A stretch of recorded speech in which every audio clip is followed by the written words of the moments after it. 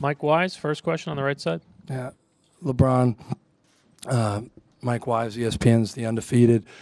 Stephen was just asked about whether or not he cares about being the face of the league and supplanting LeBron James or not supplanting. Where are you on that? Do you care? And is it something that means something to you to be thought of as the face of the league? First of all, I think what I care about is being fortunate to be a part of this league. I have no sense of entitlement to be in this league. This is a fraternity, and for me to even be a part of the 400-plus groups, 400-plus guys that we have in our league, I think it's an honor, and that's what I focus on. I also focus on being a role model to the youth that looks up to me and what I'm able to do, not only on the court but off the court. So me having the power for our youth to see better light or whatever the case may be, that's what I love more than anything. So if that comes with my name or whatever I do on a day-to-day basis that the youth get to see, how it should be done or how to take advantage of any situation they're in, I'm okay with that. Jay, over here. And LeBron, I know you're versed in the history of the league and the rivalries that came before you. What's it like for you to forge these new experiences? You've had multiple finals against Tim Duncan, for example, going against Steph Curry this time again. What's it like to be in the middle of this? I think it's great. It's great for our game. It's great for you as an individual, just the competitive side of it. To be able to face greats along your path is something that you're going to hope that you can wish you can get back when you're done playing. And like you said, Jay, I've been fortunate to go against Duncan and KG and and Ray Allen and the great Piston team and now Steph, the great Steph and their Warriors team so I've been fortunate. I don't want to leave out Dirk as well. I faced Dirk in the finals and faced KD and Russ. So I've been very fortunate to go against some of the greatest players in their era and my era and. We'll see after the era when I'm done. Kevin on the side. LeBron, Kevin Arnovitz, ESPN.com. On Friday, you spoke a lot about this newfound appreciation you have this postseason for what you've been able to accomplish. And for most people, getting to that new mindset is the result of specific events or conversations or just thoughts. I'm just wondering what prompted you specifically this offseason to get to this new mindset? It's not a new mindset. I think people have taken it a little further than where it should be. I had something it was a feeling I was after we won Game 6 in Toronto, and that's how I was feeling at that moment. I'm back to my usual self. I'm no longer appreciating what I've been able to do. Joe over here in the second row. LeBron, Joe Varden, Cleveland.com. A quick, funny one. Have you ever taken an Uber? I have, but I don't have an account. Okay, and then the real one here is a couple weeks ago when you were talking about the MVP, and a bunch of us in this room and across the country took it as though you were slighting Steph, and Steph replied, and it made for all sorts of headlines. But beyond that, is there some sort of tension now or a rivalry there between you two just because of, last year you were in the finals and you're here again? Well, first of all, I made the mistake by even answering the question because I knew where it was going to go. And I guarantee that how it was phrased to Steph wasn't how I answered the question. So obviously his reaction was what it was. And I've been there before as well. So Steph was definitely the MVP of our league and is an MVP in our league and is a great basketball player. And what he does for this league is amazing.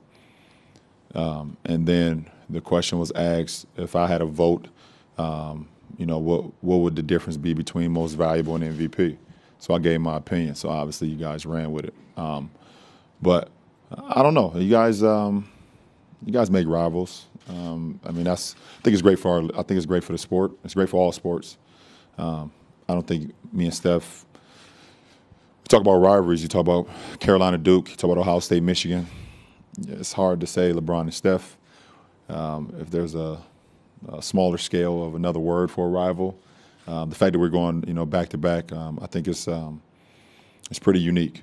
It's pretty unique to be in this position and just to have another opportunity, and another opportunity for guys to write about it, for us to play it, for people to talk about it throughout the world. And I'm blessed that I can be a part of conversations.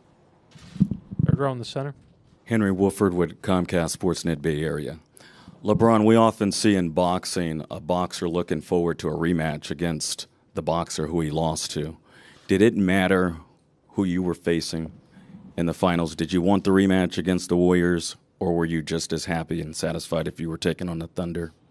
It didn't matter for us. It was too hard for us to kind of, throughout our postseason run, we wasn't looking over on the West Side, seeing what was going on as far as who we like to play, because that would have been slighting our competition and who we were going against, from Detroit to Atlanta to Toronto. We was just focusing on our job, and if we were fortunate enough to win 4 games in the first series, 4 games in the second series, and then 4 in the conference finals, then whoever our next opponent was going to be, we was going to be well prepared for it, and so it didn't matter for sure. Dave over here. LeBron, Dave McMenamin, ESPN, talking like Jay said, you appreciate history. Andy Varejao is the first player ever to be traded from one team in the middle of the season, then play for the opposing team in the NBA Finals. With that context to it, and you in the past have called him one of your favorite teammates you've suited up with. What do you think about the fact that you'll be going up against him with the title on the line? I think it's good things happen to good people. So either way, he would have been part of the finals, and he's done so much in his career. He sacrificed a lot, and for him to be in this position, I think it's great, for him and for his family. No matter what has happened, he would have been here anyways. Jeff in the back. Jeff Zilgett, USA Today. LeBron, when you return to Cleveland, there's the idea of obviously trying to bring a championship to Cleveland, to the Cavaliers. How have you been able to minimize what, a lot of people think is an immense amount of pressure? I don't really get involved into the whole pressure thing. I think I've exceeded expectations in my life as a professional.